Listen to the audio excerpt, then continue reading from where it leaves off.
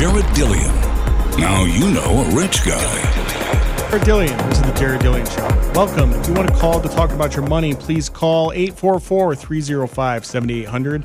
That's 844-305-7800. This is the Jared Dillian Show. You can also go to my website, which is jareddillianmoney.com. That's jareddillianmoney.com.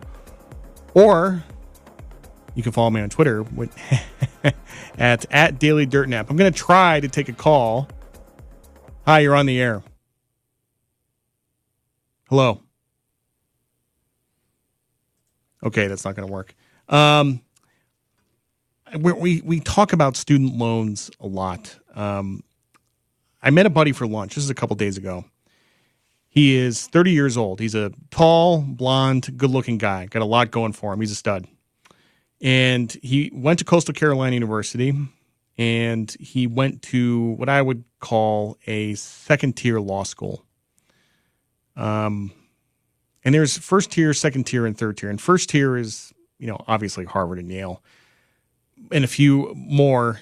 And second tier would be, I don't know. I don't have any examples, but third tier is really third tier. But he was a smart guy. He was at the top of his class, and combined debt that he racked up through undergraduate and graduate 3 years of law school was $158,000. $158,000 in debt. So he graduated, and he spent some time working as the public defender.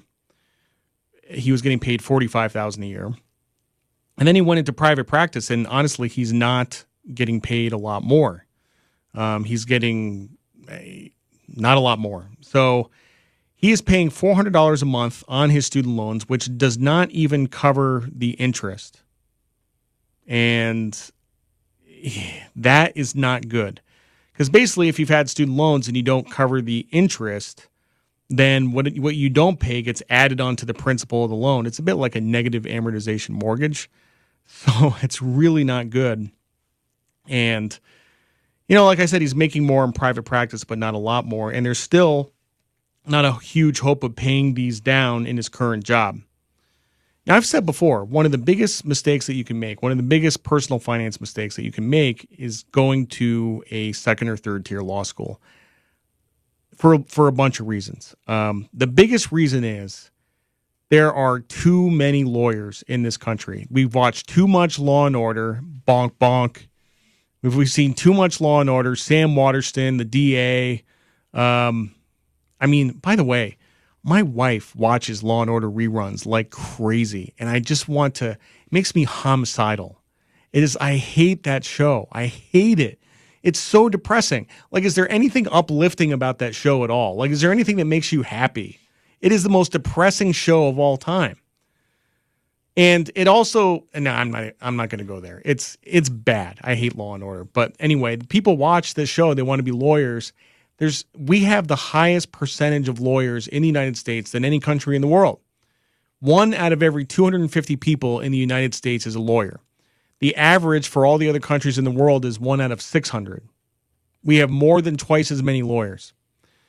And so wages for lawyers are a lot of people. We're stuck in the 80s, because back in the 80s, if you thought of somebody as a lawyer, they made a lot of money. That's not true anymore. It's absolutely not true. We have so many lawyers that just drives down wages. And, I have heard instances in my town of lawyers that are on food stamps. It's insane. It's insane. 3 years of law school, $150,000 in debt, and you're on food stamps. And it's not good. And, it was funny. I asked this guy, I said, are there people who work in the public defender's office as a career? And he said, yeah, actually there are. And he said, basically they're driven by a desire to help people out. Basically people who don't have any money, they're getting screwed by the system. And he says, yeah, they will, I said, how do they pay off their debt? He's like, I have no idea, but that's what they do. They're just motivated by a sincere desire to help people. I'm like, well, you know what? That's commendable. That's really good. But from a financial standpoint, I don't know how you make the economics work of having $150,000 in debt or more. I've heard of more. So, Yeah. Anyway, my friend has basically said, he's like, I'm a single issue voter. I am voting for anybody who will forgive student debt. And I don't really like to hear that. And I don't lose respect for this guy for saying that. I mean, this is what he cares about. And I mean, you've heard my thoughts on forgiving student debt. You just take it on balance sheet and the taxpayer pays it, and I pay it, and great. So I mean, but I suspect that a lot of other people are in the same boat. And I think when you hear Bernie or Elizabeth Warren, when you hear them make these promises to people and say we're going to pay down student debt, I think that makes a lot of people excited. I think a lot of people say, yeah, let's do that. And anyway, why should I pay for your education if your education makes no economic sense? Like me, anyway. Here's what we should do with student loans, which I've said before. Number one, you should privatize them.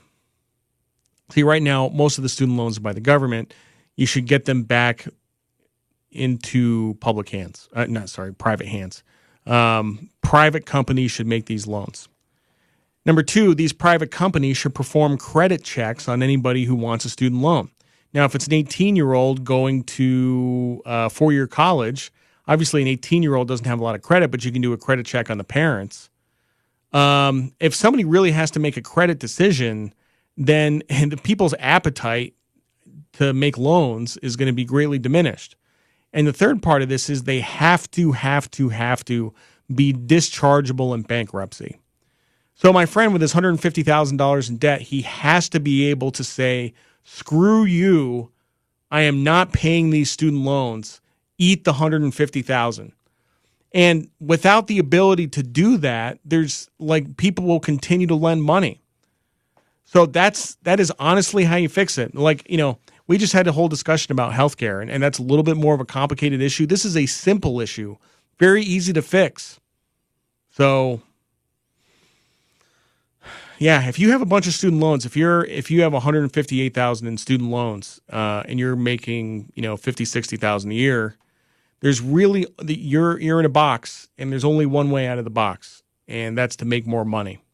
That's the only way out.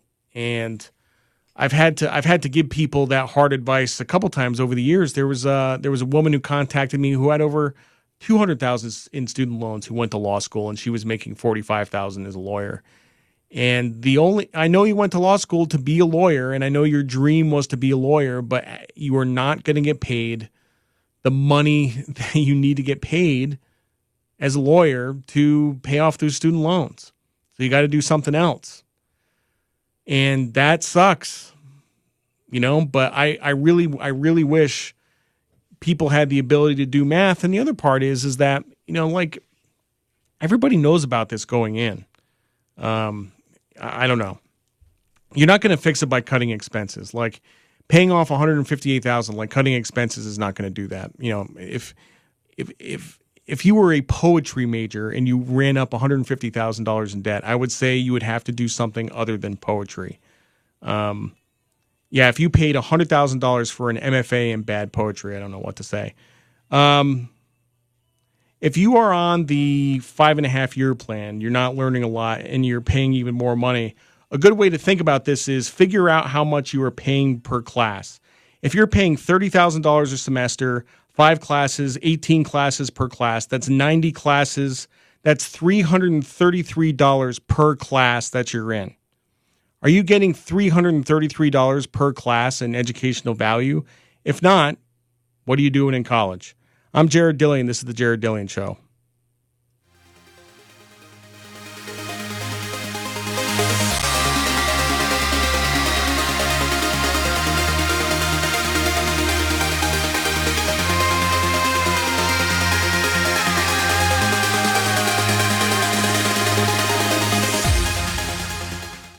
Jared Dillian. Now you know a rich guy.